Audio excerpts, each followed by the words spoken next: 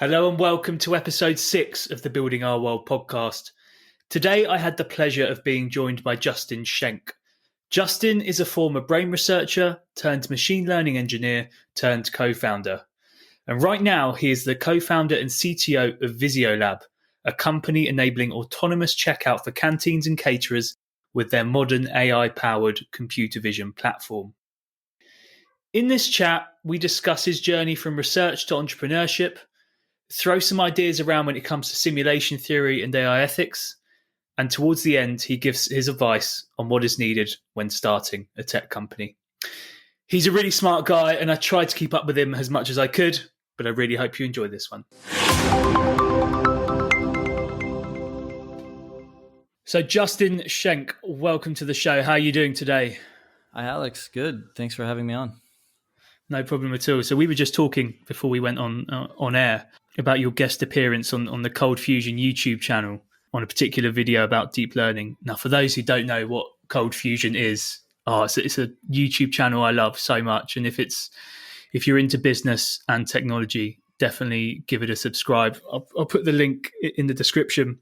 It is a huge reason for me to get really interested in AI and technology. But a quick Google of your name, and you've done a lot on, say, that video, and you've given talks online, and you've definitely been about. So one thing I was quite keen on knowing is you've been a researcher, PhD, you've been in machine learning. What brought you from being the engineer that's at your desk, at your computer, to the one that is on stage in front of the camera and talking online and really sharing your wisdom? Well, I think it's a mix of circumstances. So, yeah, I happen to enjoy being on the stage in terms of teaching and connecting with a large group of people. So it's not a big jump from enjoying teaching to giving presentations. And I'd say it's been a good connection for me, a good way to get me out of my comfort zone too, to stay at the top of research and be sure that people can ask me questions that keep me thinking. Mm. Is it something that comes natural to you, presenting and being on stage? Ooh, it did take some practice getting comfortable with kind of feeling out the crowd. If you're getting into a technical topic, it often really depends whether your audience is going to be ahead of you if you're not technical enough, or maybe trying to catch up on some basic concepts. So I think generally, teaching was a really good experience for getting me comfortable with feeling an audience and finding the right level of technical detail. Yeah. How did you get on that Cold Fusion gig? Yeah, that was a funny story. That I was doing some freelance work for Intel a few years back, and they were doing some marketing around their neural compute chip. So they have a AI accelerator chip that speeds up neural network processing on edge devices, and originally from Movidius. And they were looking for someone who could speak about the relevance of the technology to the current times. And they had reached out to Cold Fusion, to the show to get development. And I think I'd been already working with them on several projects up to that point. So they thought, it'd be nice to have kind of a perspective of someone who's more on the ground, hands-on, can understand both the audience and the technical side.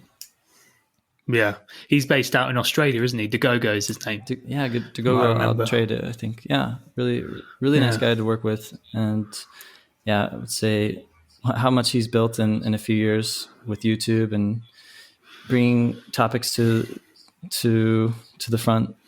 It's really inspiring. Yeah. That's the power of YouTube. I mean, I've covered this a lot in the podcast of you can literally learn so much on YouTube for free. And he's a great example. He's a great gateway. I mean, for someone like myself, I work with tech companies, I recruit for them. So I know it on like a high level, and it does interest me in that way. But he's definitely someone that can take your interest deeper and can keep you going down that rabbit hole without sort of confusing you. But anyway, it'd be good to just introduce yourself and what Visiolab are doing right now as of September 2020, and then we can go from there. Yeah, sure. So Visiolab is providing an AI checkout solution for canteens and caterers.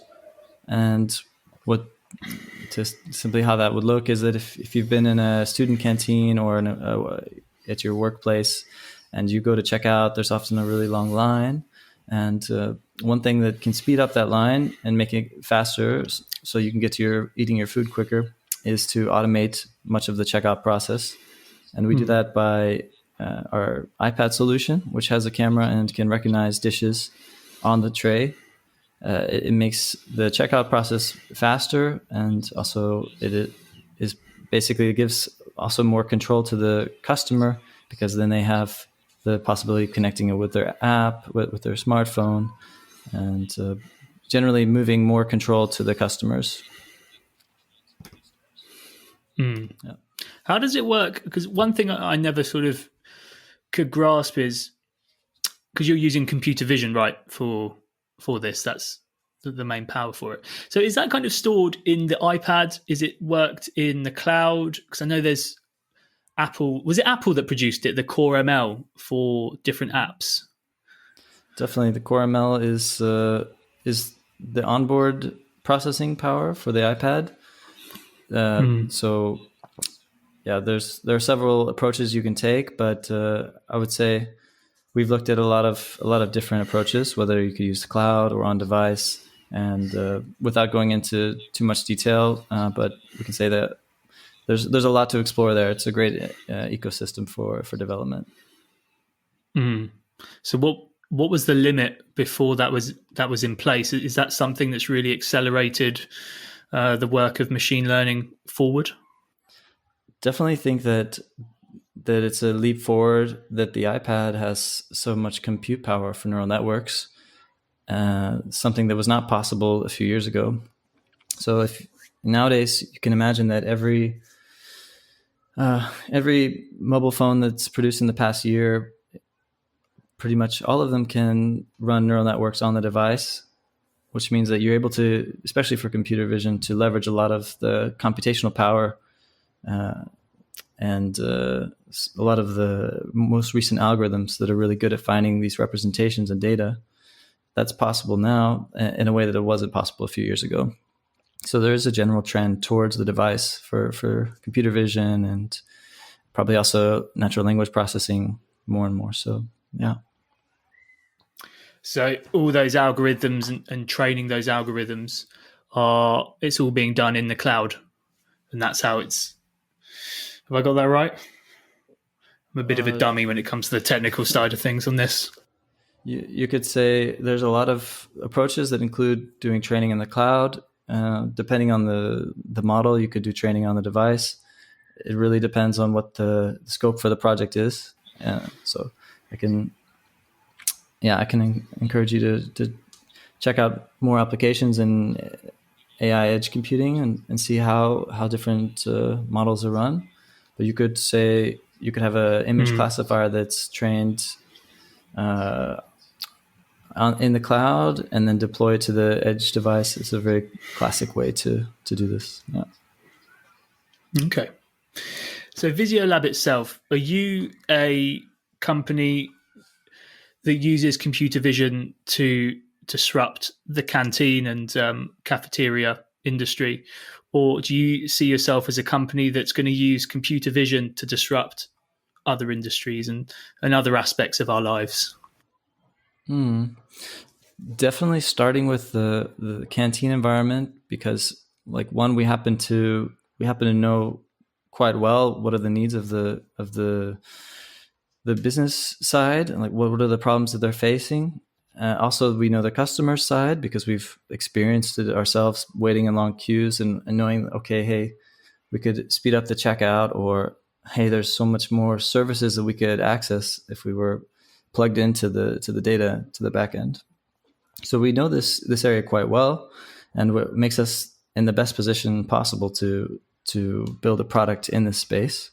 But yes, as you mentioned, Alex, there's so many potential crossovers that you can do once you've started in this direction. And we think that food recognition is just the tip of the iceberg, that there's so much that is relevant to computer vision, machine learning, training pipelines that, we don't want to limit our scope too early.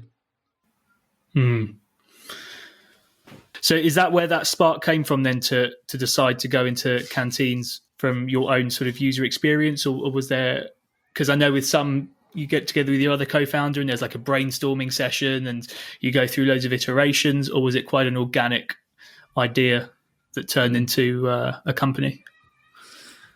It was definitely organic in one sense, because we started off knowing that this made sense and that this is the future of checkouts, that more and more self-checkouts and vision-based. So that part was pretty clear, I think, for both myself and my co-founder, Tim.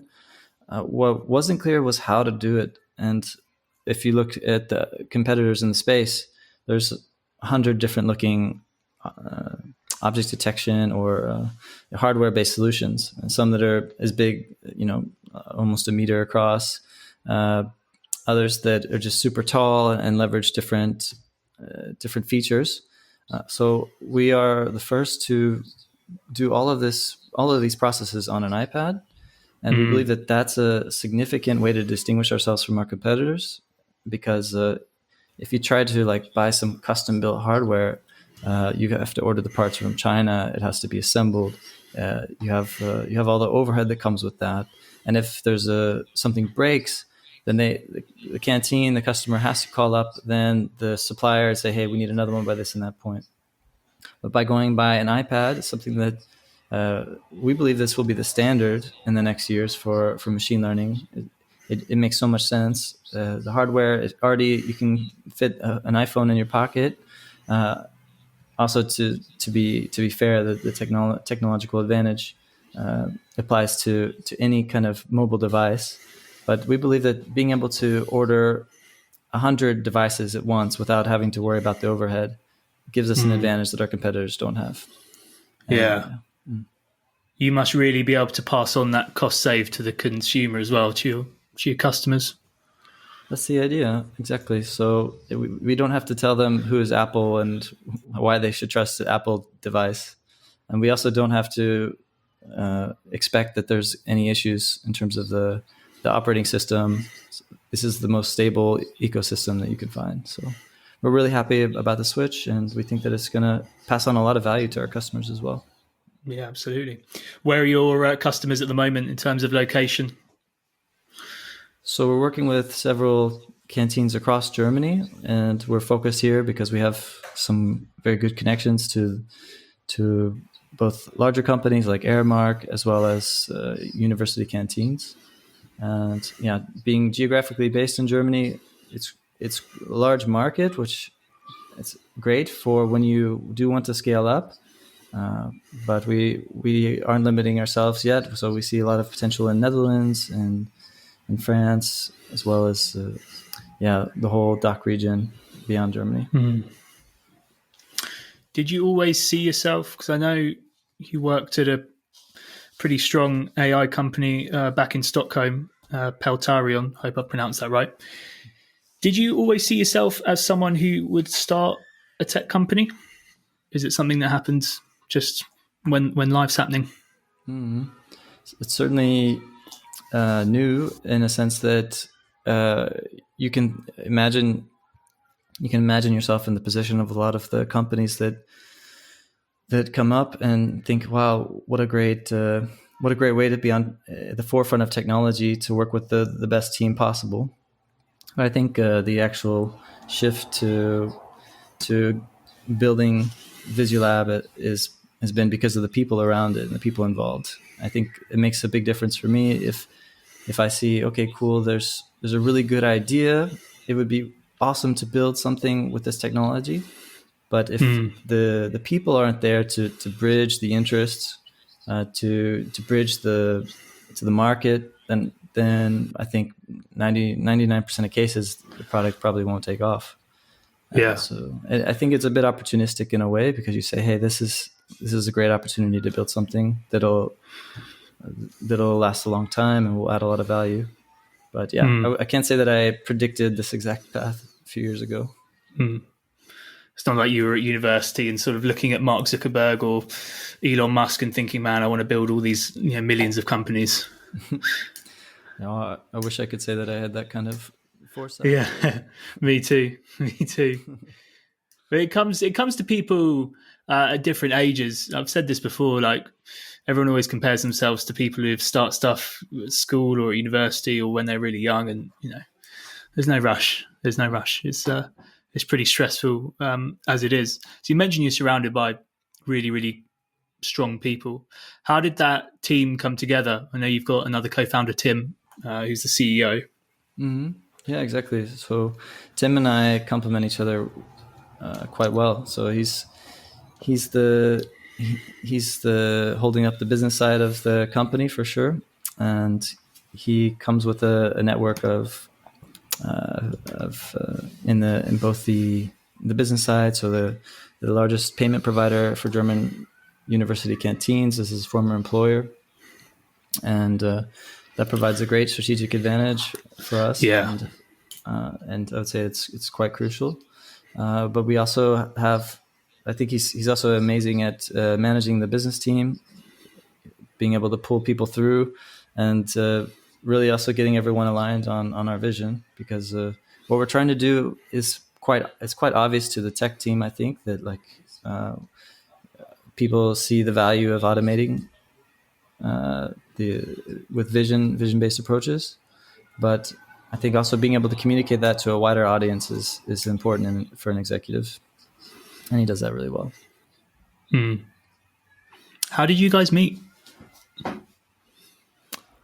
So I met Tim back in Osnabrück at a startup accelerator at the Seed House.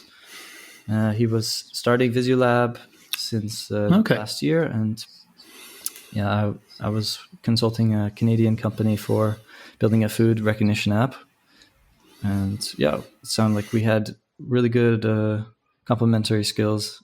And I got to meet the team that he was working with, and thought it was a great opportunity. And then because you were in Stockholm before, so have you now moved to Berlin to do all this? Exactly. So I'm in Berlin now, and it's quite a good city for growing the technical contacts and growing our connections with investors. So yeah, it makes a lot of sense for us. Also, the lifestyle here is not bad. So if you like to live in a larger city, and our business team is based in Osnabrück mostly. We also have we have quite a large and growing team there, I'd say. So it makes it a lot of fun.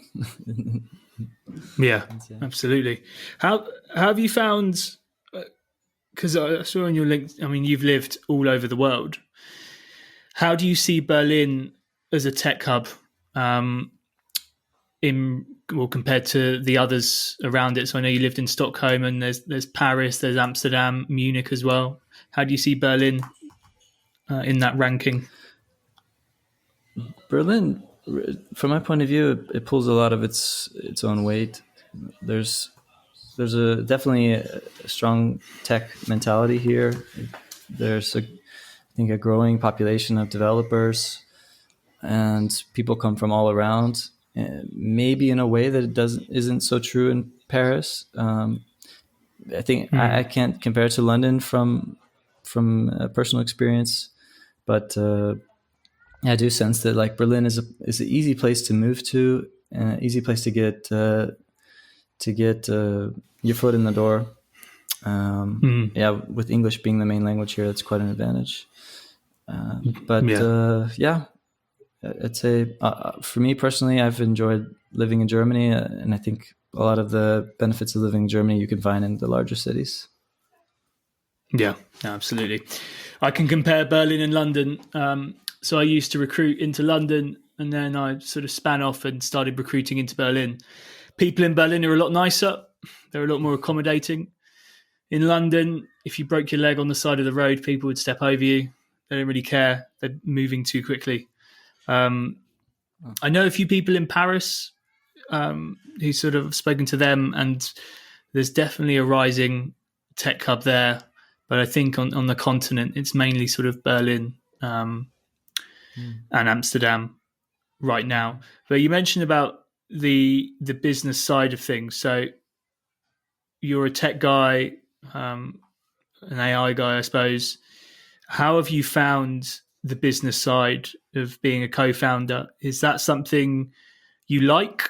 Do you like the challenge of that, or is it just something you put up with and you just want to park that to one side and get on with the technical side of things? Mm-hmm. I really like that the business side allows me to find a way to add value to the company in ways that I would have been more challenging to do in a purely tech role. So there's so many things you can do about the structure of the company or the organization that if they were, if these decisions were only left to, say, the business side, probably would not include all of the advantages that you can leverage as a company. So I really like that I'm able to add value by participating in the business side as a co-founder, as the head of the technology. I think it's also not for everyone, because there's times when I do miss the hands-on programming, and there's some advantages if you really do get deep into code. You see that you're able to add value in ways that other people aren't, perhaps. So it really depends, I think, person to person, how much sense it makes to mix those roles. And I'd say for me, it's really good to have this mixture. Do you still code at all now, even in your spare time? These days, I think coding less in my spare time has been the biggest shift. I still do some coding for, say, research purposes, getting some papers out the door that just been laying around. But in terms of side projects, I can say that almost all of my energy is delivered into either managing the tech team, making sure everything gets done, or supporting with programming when things pop up that I can help with. Yeah, there's never an exact split for that kind of stuff. I mean, I'm working a few tech lead positions at the moment. Obviously, it's not a co-founder position, and all the candidates always ask, what percentage of the time, will I be coding? And that is one of the hardest questions you could probably answer, because you never know. But for you, what does a typical day in a week look like? Typical day in the week. So depending on the phase where we're in. So when we're in we're currently preparing for the next for the seed round, and we have a lot of administrative tasks that come along with that. So not all of them are fun. You can imagine a lot of spreadsheets. I think I underestimated how much time I'd be spending in Google Docs and Google Sheets as a technical founder. So a typical day involves checking emails, checking the Reddit for machine learning, and keeping up to date with the latest approaches that are relevant to our technology. Okay. You say you're chasing that sort of seed round or working towards that at the moment. There'll be a lot of people interested to know what is the process in getting that on the day-to-day as well. I know you said you're spending a lot of time in spreadsheets, but I think people would get a lot of value from knowing, really what it takes and what is needed to get it all over the line, because everyone just sees the funding rounds and the headlines on TechCrunch and on LinkedIn. But it'd be really cool to know what goes on, before that. For sure. There's like a huge difference between, having a cool headline and saying like, this is what happened, to actually getting there. And I think this is really like seeing how the sausage is made. I think we're super fortunate that we have our fundraising efforts have been so far like they've been quite manageable. We've been quite fortunate Yeah. with getting contacts early on and keeping those communication going, and being able to focus then mostly on development of the technology and showing like, hey, we really do have a solution here that beats everything else on the market. And that's also the kind of investors you want, is someone that lets you focus on building your product and focus on getting that product market fit. It'd be good to know a bit about your background as well, because you're originally from the US. So I was born in Texas. I grew up in Pennsylvania, central PA. And then I returned to Texas for studies. And I studied biology with a focus on neuroscience. And I was really interested to understand how the brain worked and how motor and speech is controlled. And super fascinating to see how things change under the presence of certain disorders. So it's like the brain is like a black box, and there's a lot of parallels that come between neural networks and the brain, if you want to think about it, beyond just the name. So we don't really understand how the brain works, and it's still quite mysterious. If we try to connect like our everyday experience to, okay, what's actually going on in the brain, there's such a big gap there. Yeah. And just because you can see certain parts of the brain lighting up, that it doesn't really tell you something about causality. So you need more and more sophisticated methods to find these kinds of things. And anyways, this area of research really drew my interest, and also got me interested in machine learning, which is one way to handle all of the data that you get from the brain. What's the biggest thing about the brain that we don't know about? Well, so one of the, I guess, biggest questions that comes to my mind is, how do we encode memories? How do we encode information in the brain? So if someone says to you, for example, hey, let's have coffee at 12 p.m. Tomorrow. And so you try to remember, okay, we're going to have coffee tomorrow at 12 p.m. with this person. And that limited amount of information has to be put somewhere in your head, right? It has to be put somewhere. And how does it get stored? Is it stored as the connection between neurons? Is it stored as the connection between parts of the brain that fire at different times? Is it stored by, you repeating it and then intentionally like putting it somewhere in a box in your head where you can later access it? So this is a mystery to neuroscientists, exactly how it happens. And we have hypotheses of how it works, but there's nothing that's coherent and can explain all of the phenomena, because it has to also be relevant to, say, insects like a bumblebee, which can remember where plants are several hundred meters away, and to communicate that as well. This is all quite a mystery, and we have little pieces of information that get us towards a story, but I think we're so far from understanding it. We're quite far from a complete understanding of how the brain works. It's crazy how we don't know that. We don't know where our own memories are. But that's where people say, I mean, I know it's coming back to AI again, and I know it's probably a classic question that you get a lot from dummies like me, but that's what leads people to say that we're in a simulation, isn't it? The lack of where we don't know where memories are stored.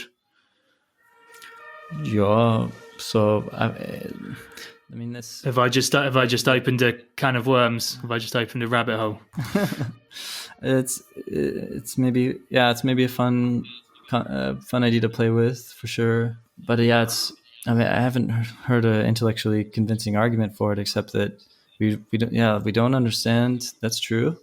Things are kind of mysterious how they work. Yeah, like we've known that since Isaac Newton's explanation of gravity, which doesn't really make sense how things can attract at a distance. That sounds Yeah. mysterious.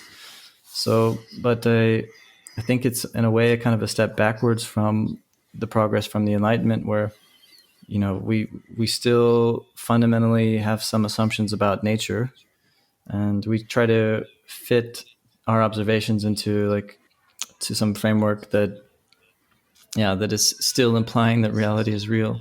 So I don't know. It's a fun idea to play with, but I mean, it doesn't really. I'm not sure how I would change my life if it was true. I don't know. I'm interested in what you think about it.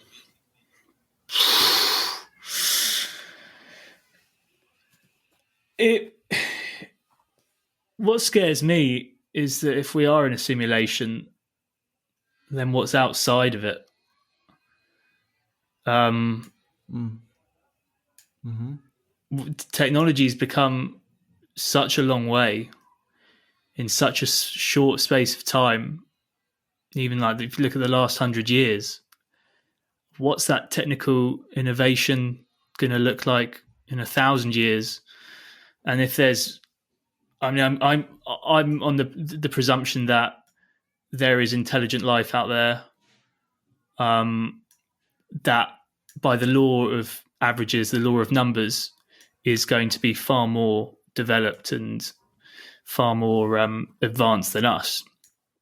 So, judging by the technical innovation of the last 100 years, it could be a possibility that there's an intelligent life out there that is able to create a simulation that is so real that we think it's real. But there's no evidence for that.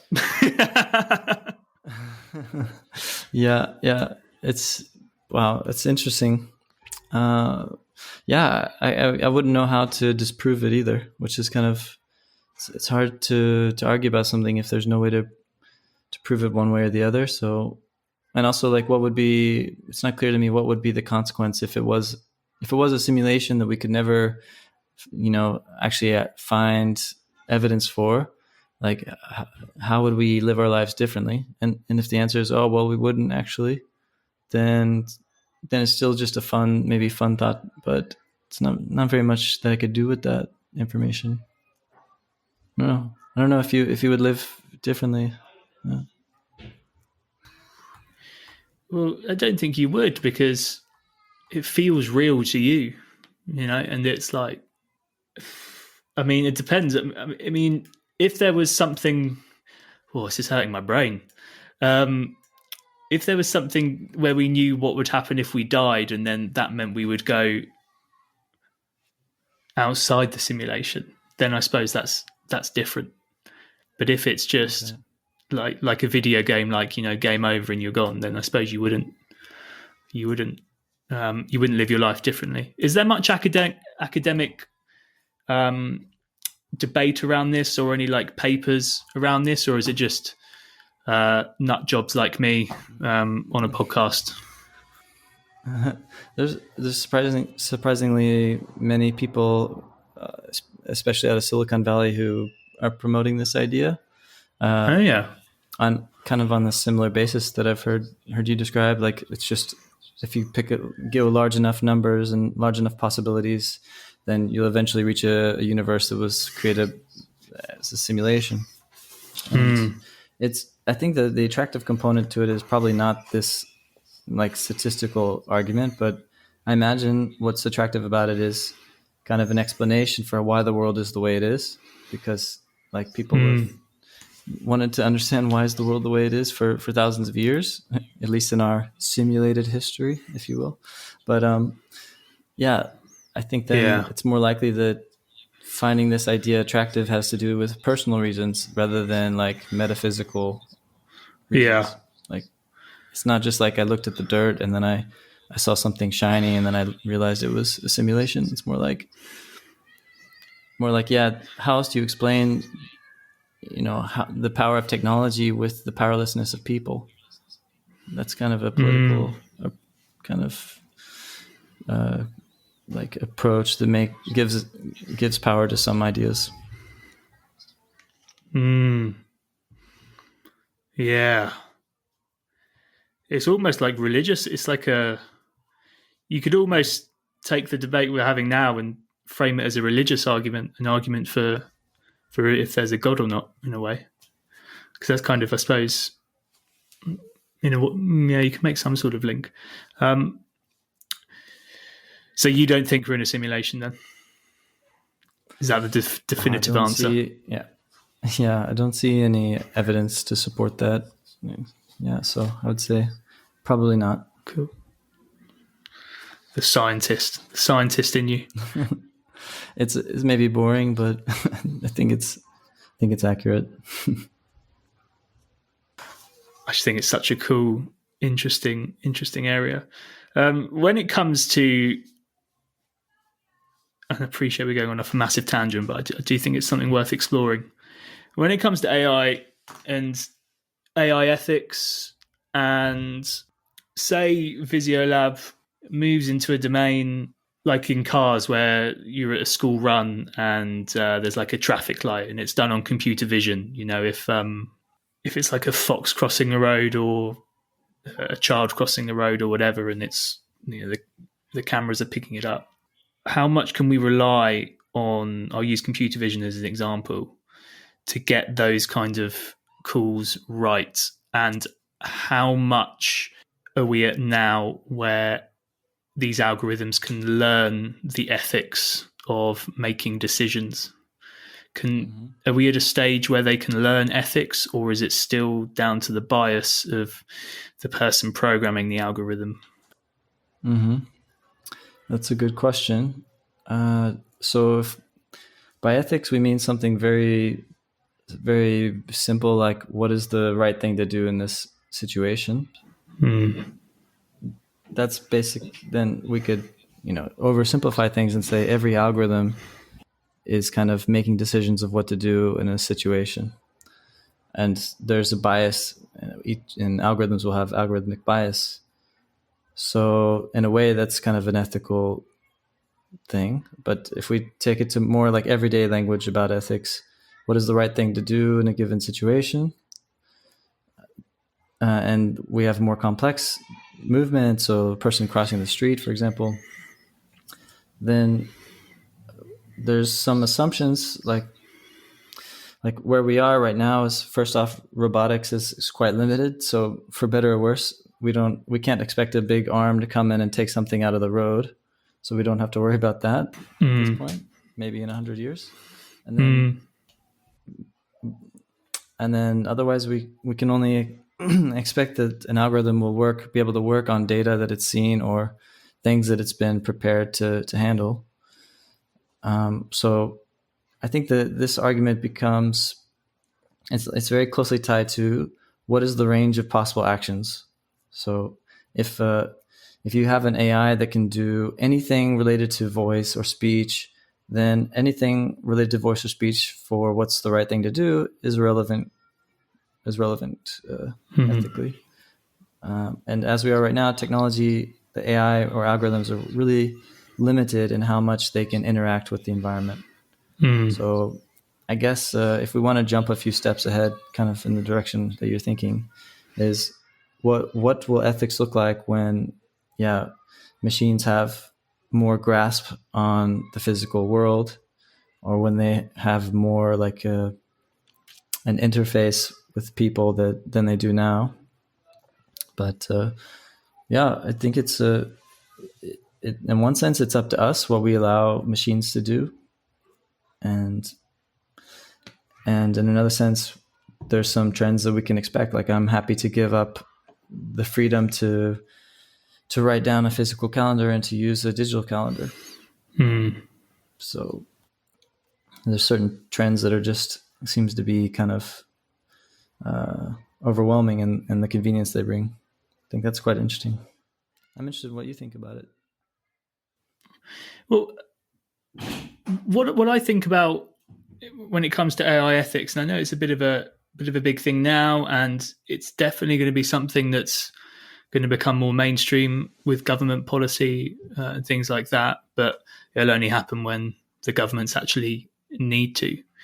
But I suppose the main problem is that each person has their own biases. And I think it's fair to say that most people who build algorithms and code are middle class males, I would say, on average, well educated.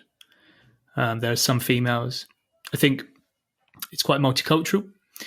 Um, so if you have one section of society building all these algorithms and essentially building the biases into these algorithms, I think that could be problematic in the future.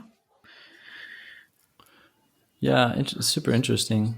So, like, if we wanted to, as a thought experiment, go back to like ancient Rome and say, okay, ancient Rome, the Romans were building roads all around the world, and that had a consequence. But it was definitely biased by their culture, by their economy. Yeah. And those roads, maybe like now, we take for granted that countries should be connected, or that there's a benefit to having international trade. But it's not ethically neutral when you make choices that affect people outside of your group. For sure. But I suppose the difference with road and a road and AI is that an AI could potentially turn on you.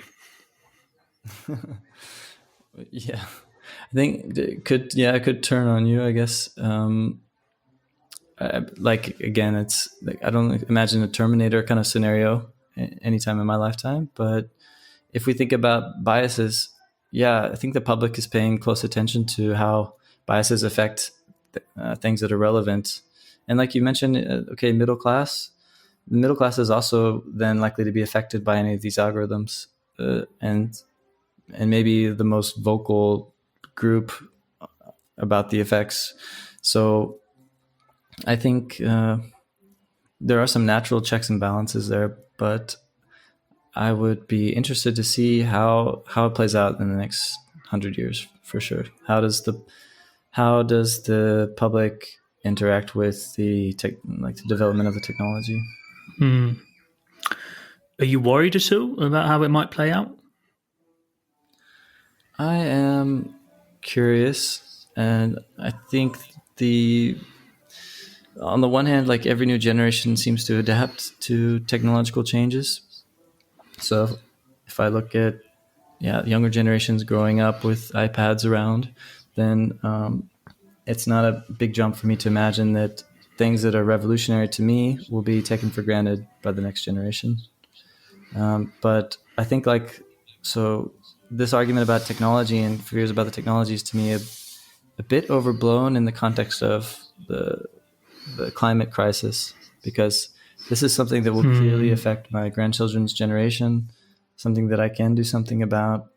And it's not even just one group, it's the whole world that is affected by it. So really curious to see what can be done in this direction. So we should be more worried about climate change than AI.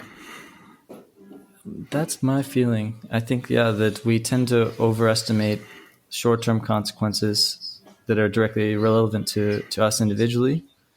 But like the reports on how the climate will change in 100 years indicate that it's not directly affecting us. Maybe if you're from a comfortable, if you have a comfortable lifestyle ahead of you, then you might be fine.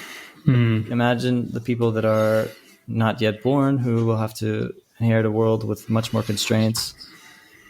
And I think, I wouldn't take for granted that we can just accept what's been given to us in terms of the climate protection. You make some really interesting points, and you're clearly a smart guy. You've worked around the world and contributed a lot in terms of research, and you know how to code and build an algorithm or two. You've had the taste of starting sort of an AI company, and you're using computer vision to solve a particular problem. Do you have sort of days where ideas pop into your head and think, or we could use this for that. And also, do you have kind of an urge, maybe as you get older, that you want to use your skills to solve some of humanity's kind of quite serious problems? Sure, certainly.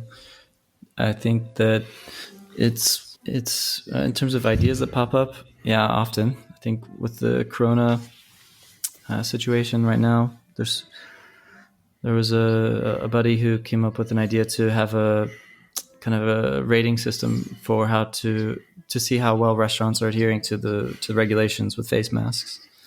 I think that's an interesting idea, and in a way, it's in the right direction for getting more unified public health response, and helping people be aware. But I don't know. A friend was also over the weekend found herself at an anti-corona demonstration in Leipzig, and it seems like it's quite polarized, this topic. I don't know what I could do to, like, if we simply agree with some basic principles, like, I mean, for example, say we're comfortable with trusting that scientists are, like, public health scientists are generally having our best interests in mind. Then we can go further in the arguments about, okay, what do we do about the corona? But if we don't even have that basic assumption in common, if we think, okay, governments are actually, like, distorting the view about things or lying to us actively, then it's really hard for me to think, where could I contribute? How could I make a step forward to find a way to agree? So yeah, definitely the polarity of these discussions make it challenging if you want to try to find a unified approach. So you're kind of stuck in one camp unless you focus on education. Yeah. It's amazing how one thing that Corona has really highlighted to me, and even with, you say, with the use of technology, technology, you think something that, is apolitical and you're just trying to help, but everything is politicized. And oh man, the world is so divisive now.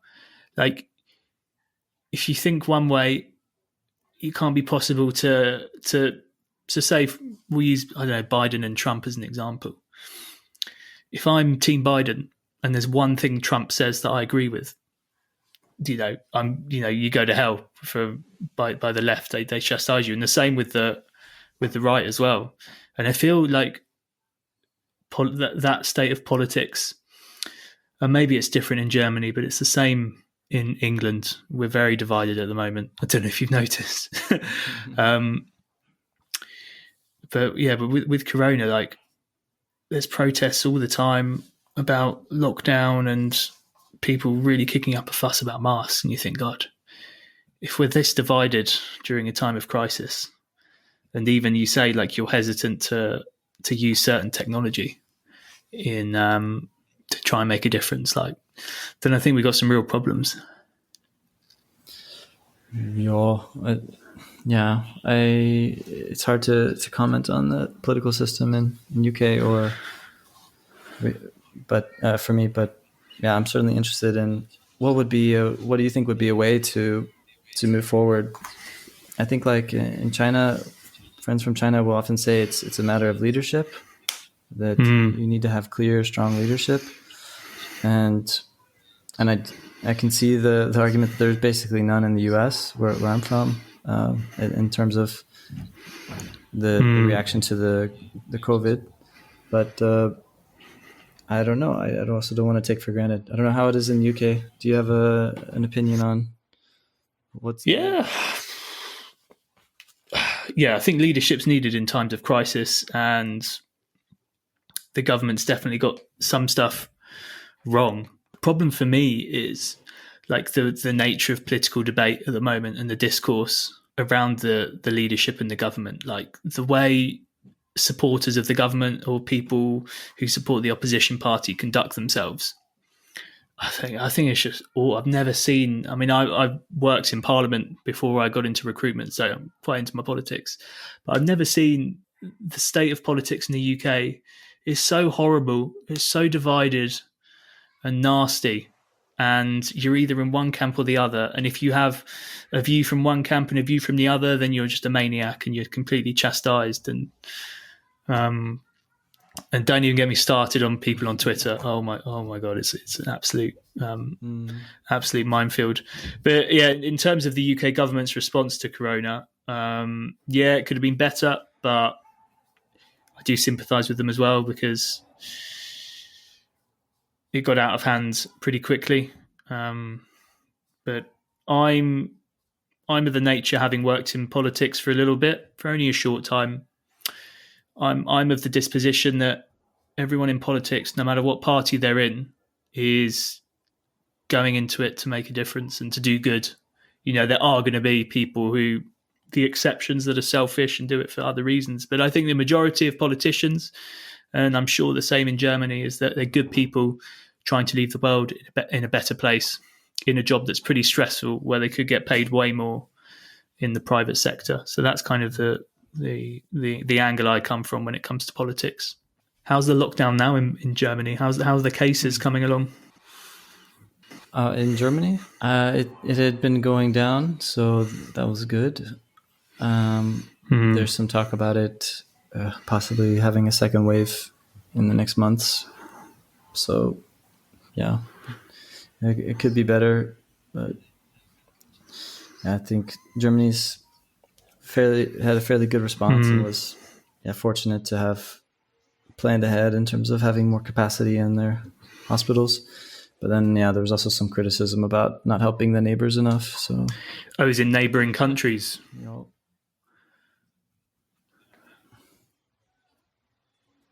Yeah, exactly. Like Italy in the beginning. I don't want to get onto Brexit, but is that because you're such a central part of the EU that you're almost expected to do that? Yes, I think that is the main motivating factor. So they do, in the same breath that they'll say we've provided support for Italy or Spain, we say we believe in a strong EU. So makes sense. Well, the EU is a whole other podcast series. Coming back to it, because we will finish up soon, I do promise. If someone was in your situation now that you were a few years ago, someone in tech, someone in sort of AI research that you were, I know you worked commercially as well, and they had an idea, they wanted to use their machine learning skills to build on an idea, to make a difference, and then to start a tech company. What sort of one or two bits of advice would you give someone looking to start out?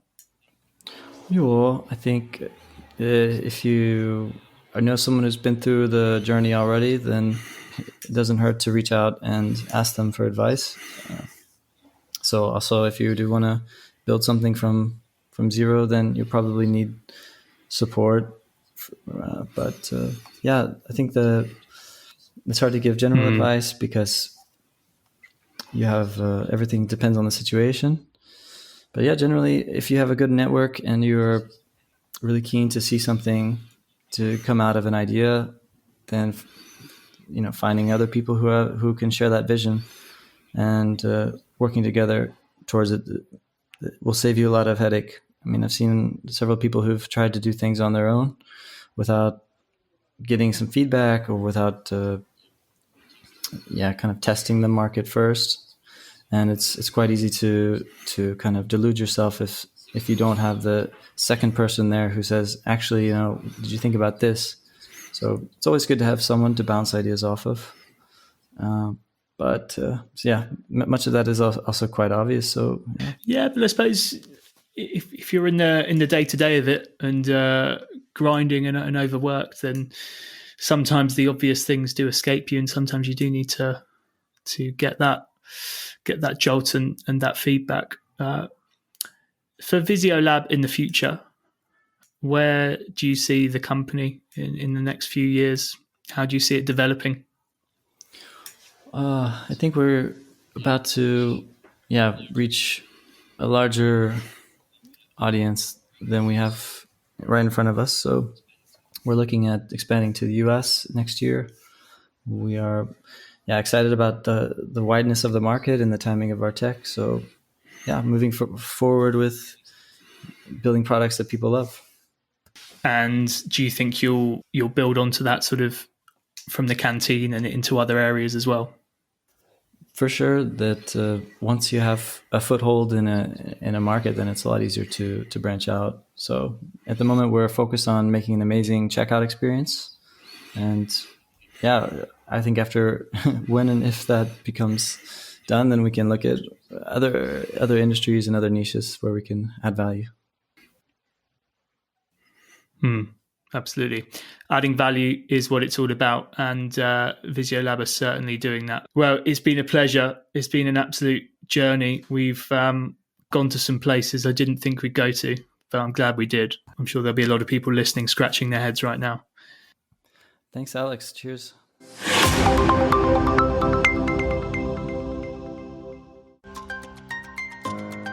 Thank you so much for listening to the Building Our World podcast. To show your support and to stay up to date, then be sure to hit that subscribe button. Until then, I'll see you next time. Bye-bye.